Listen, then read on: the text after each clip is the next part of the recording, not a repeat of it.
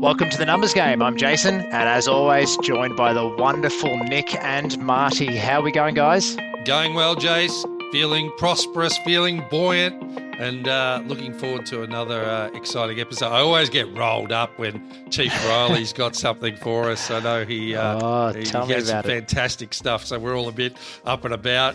Chief, how are you? How you going, Nick? I'm going well. Yeah, going well. Just pushing through the new fin year, and I think the days are starting to get longer. Is that right? Days getting longer? They feel like it anyway.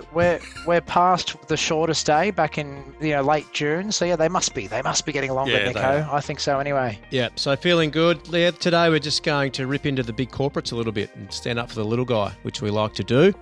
So yeah, looking forward to getting into that. How are you going, Jace? Mate, really, really well, and I also concur with Marty. Anytime, Nick, you bring something to us and say, guys, this is the one I'm rolling with, it's exciting, we're pumped, and we love a bit of what Nick Riley brings to us. So this episode, while we're talking about tearing down some big corporates, is going to be brought to you by a small boutique advisory firm known as Future Advisory.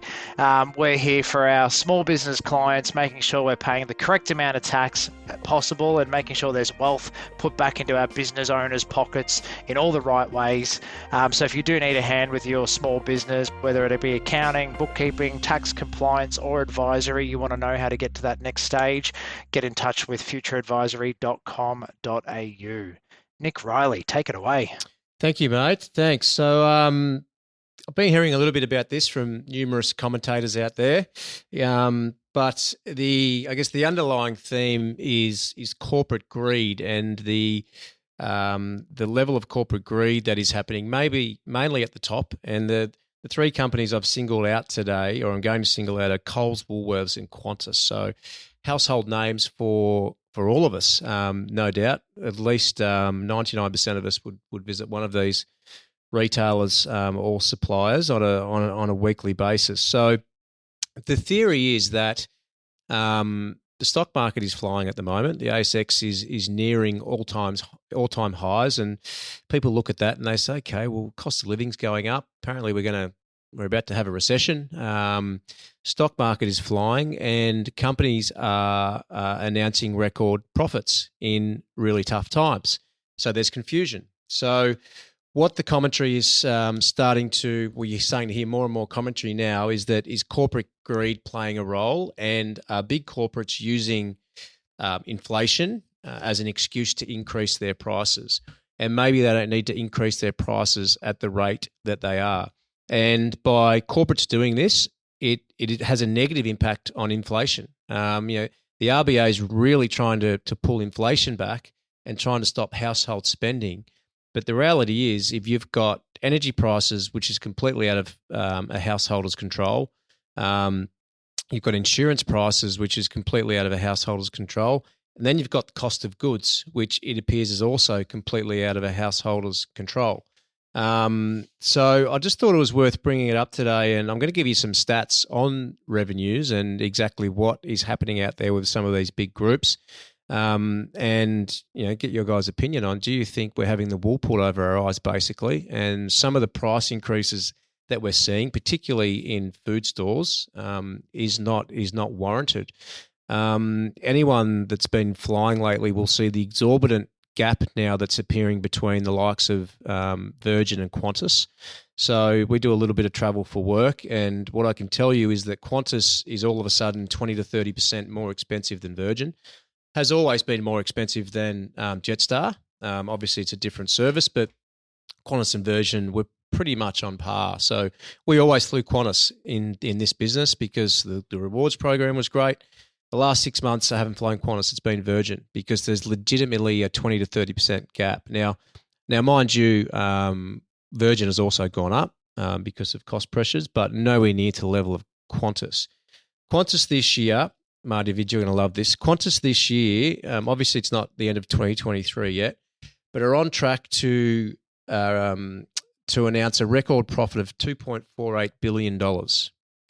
Now, their last record, believe it or not, in 2018 was $1.6 billion. So that's an $800 million increase, if I'm getting that right. It could be a little bit out, on their record profit in a time when there's cost of living pressures and people apparently really have no money. And you can talk about the increase. If you were Google to this, Alan Joyce would be referring to the increase in travel demand and whatnot. But when you look into it a little bit deeper, it's not just about that. Qantas has actually sacked a lot of its staff and are now outsourcing a lot of their day-to-day operations, and have actually created hire companies to reduce wages paid and also reduce benefits they have to pay. So they're charging more on their travel or on their flights. Fuel's gone down. Their wage costs have gone down. The demand for travel has gone up. What do you think's going to happen?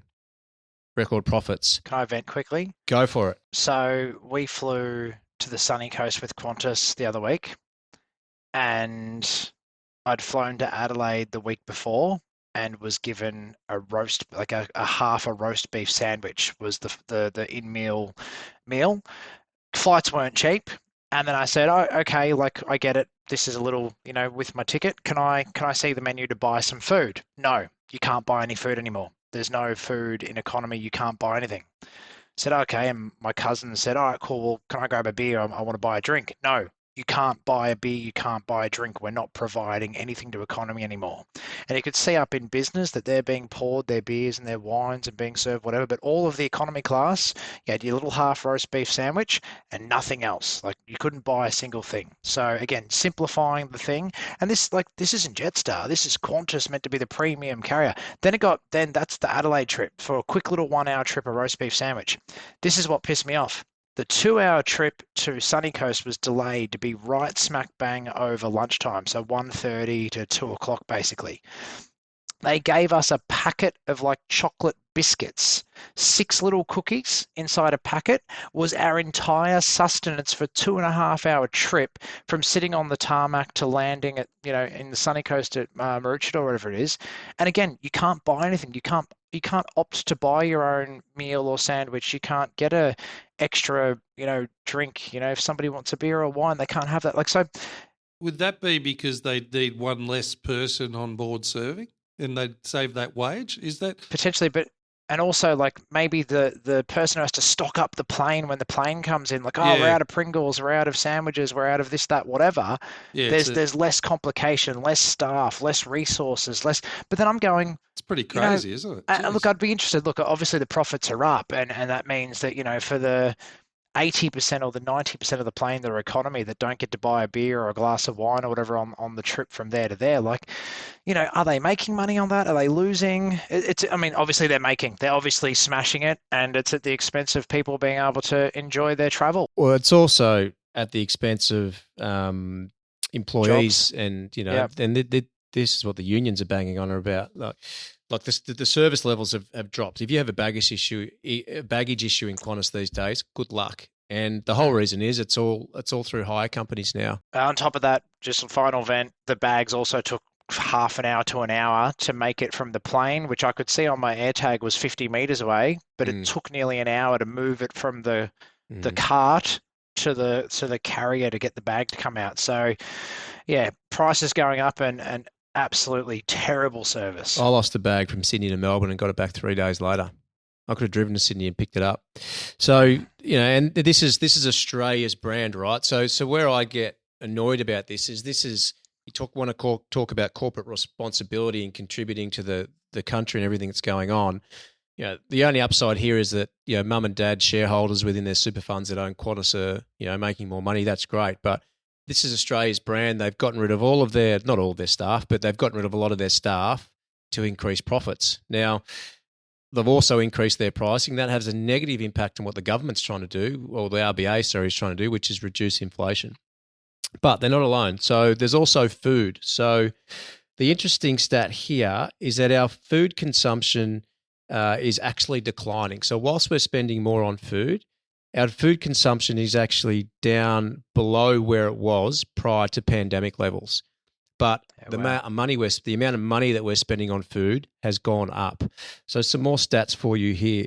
So the Coles Group's profit this year has gone up 17.1%. Yeah, very good. But the thing is, their sales have only gone up 4.1%. So their sales as a whole have gone up 4.1%, and their net profit has gone up 17.1. So basically, more margin. Woolworths profit up 14%, sales increase 4%. What does that tell you, Marty? More margin.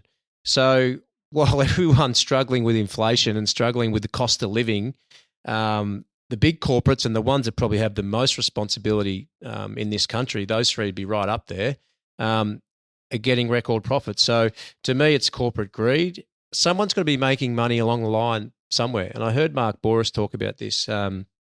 He was on a podcast and he was talking about how he's got a farm. He has cattle on that farm, and he bought some cattle a year ago that he's now got to get rid of. And he's basically saying that the price of beef has decreased, which I believe it has. I read an article on that the other day. But you can't go to a supermarket and get a steak for what you could 2 years ago. It's gone through the roof, whether you're eating at home or whether you're eating out. So someone along the line is making money, and there's some really good examples of where it's happening. And it's just a matter of, big corporates being opportunistic and using inflation as an excuse to increase their prices. Both Qantas and Woolworths, their prices have increased faster than the rate of inflation, or at a higher rate than the rate of inflation. So it only points to one thing. They're being opportunistic, and it's the end consumer that's struggling. And then it makes it even harder for the RBA to drop the interest rates, because inflation isn't necessarily being caused by our consumption. We have pulled back. Yeah, it'd be very interesting to see, just on what you said about the beef price. It's down 20% since its peak of January 2022. I'd be very interested in Coles and Woolworths beef price, January 2022 versus now, and whether they've just clipped that 20% margin straight into their own profits, which, again, by the sounds of this article, pointing towards big businesses, not passing on to the ordinary worker or the ordinary person the basically the save or the benefits that they're getting at big business land. It feels wrong. It feels morally and ethically just wrong that in a time like this where we're, I think Combank in that article said we're a 50-50 chance of going into recession. Surely, those companies at that upper end that may feel that they're underpinning the country and the economy and holding us up, but at the same time doing so much damage to the everyday family by not doing the right thing. And I've never looked at Coles or Woolworths financials, but I'm going to assume the biggest levers they've got for margin, number one is sales price, and number two is wages. I assume that's the biggest expense line outside of cost of goods. So to me, that says, well, they've probably increase their sale prices and reduce their costs in labour. Like, how else do you get margins, like a margin differential by that? You know better than I would, Jace, but how do you get 4% increase in sales and 17% increase in margin? It's got to be wage, because the fact is that they're paying less for their beef by the sounds of what you've just said. Yep. So that means they're probably screwing farmers more.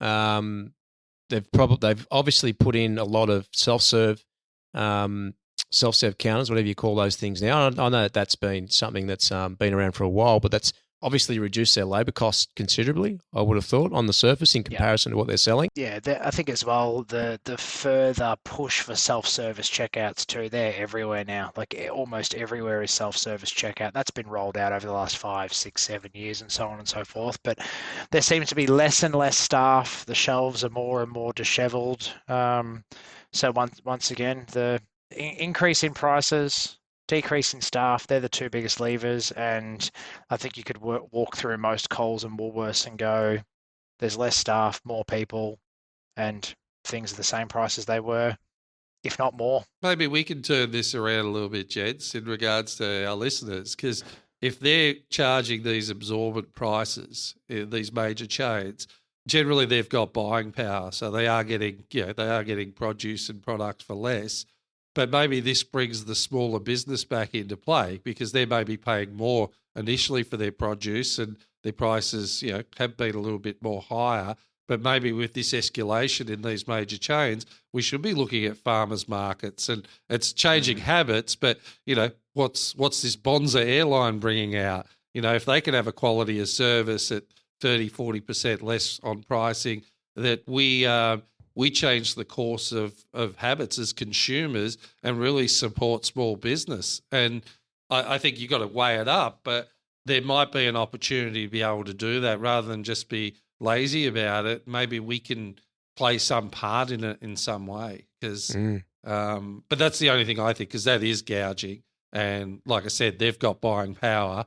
So it's the major chains. So maybe we have to work out where we want to spend, and you can punish them as well as support small business out there. And I think suggesting a movement led by Marty Vidakovic. I'm just suggesting movement in the right direction, because again, this is being taken advantage of. So again, the only thing we can do as consumers is alter our behaviour to punish that. And we just have to work. I mean, that's why the major four banks dominated for so long, and now there's over 40 lenders to choose from, right? So even in our industry, that pressure in pricing and competition made a difference and kept the major banks accountable.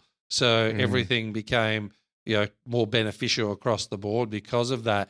Now maybe we treat that same scenario out there in regards to getting out to the farmers markets in the beautiful Yarra Valley. Very cold this time of year, but supporting the local community and various other areas as well. So, I know it's sometimes inconvenient, but there are ways. The local butchers, they would be struggling in regards to expenses going up.